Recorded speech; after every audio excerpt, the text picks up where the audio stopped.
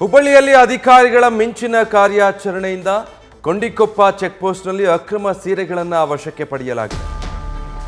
ಸುಮಾರು 16 ಲಕ್ಷ ಮೌಲ್ಯದ 1536 ರೇಷ್ಮೆ ಸೀರೆಗಳನ್ನು ಅಧಿಕಾರಿಗಳು ಜಪ್ತಿ ಮಾಡಿದ್ದಾರೆ.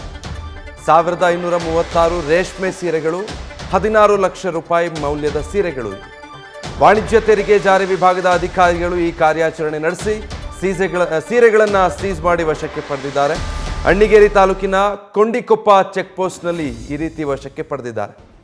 ಚುನಾವಣೆ ಆರಂಭ ಆಗ್ತಾ ಅಂದರೆ ಚುನಾವಣೆಯ ದಿನಾಂಕ ಘೋಷಣೆ ಆಗ್ತಿದ್ದ ಹಾಗೆಯೇ ಚೆಕ್ಪೋಸ್ಟ್ಗಳ ನಿರ್ಮಾಣ ಆಯಿತು. ಕೋಡ್ ಆಫ್ ಕಂಡಕ್ಟ್ ಜಾರಿಗೆ ಬರ್ತಿದ್ದ ಹಾಗೆಯೇ ಈಗಾಗಲೇ ಇಂಥ ಸಾಕಷ್ಟು ಕಾರ್ಯಾಚರಣೆಗಳು ನಡೆದು ಹೋಗಿದೆ. ಇನ್ನು ನಿರಂತರವಾಗಿ ಹಗಲು ರಾತ್ರಿ ಎನ್ನದೇ ಈ ಕಾರ್ಯಾಚರಣೆಗಳು ನಡೀತಾನೆ ಇರುತ್ತೆ. ಸದ್ಯ ಅಣ್ಣಿಗೇರಿ ತಾಲೂಕಿನ ಚೆಕ್ಪೋಸ್ಟ್ ಒಂದರ ಸಮೀಪ 16 ಲಕ್ಷ ಮೌಲ್ಯದ ಸುಮಾರು 1500ಕ್ಕೂ ಹೆಚ್ಚು ರೇಷ್ಮೆ ಸೀರೆಗಳನ್ನು ಅಧಿಕಾರಿಗಳು ದಾಳಿ ನಡೆಸಿ ಈ ರೀತಿ ಸೀಸ್ ಮಾಡಿದ್ದಾರೆ.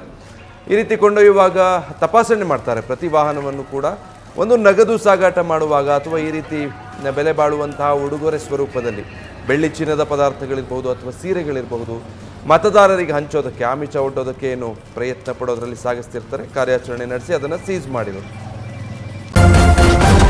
ನ್ಯೂಸ್ ಫಸ್ಟ್ ನಿರ್ಭೀತಿಯಿಂದ ನಿಮ್ಮ ಪರವಾಗಿ.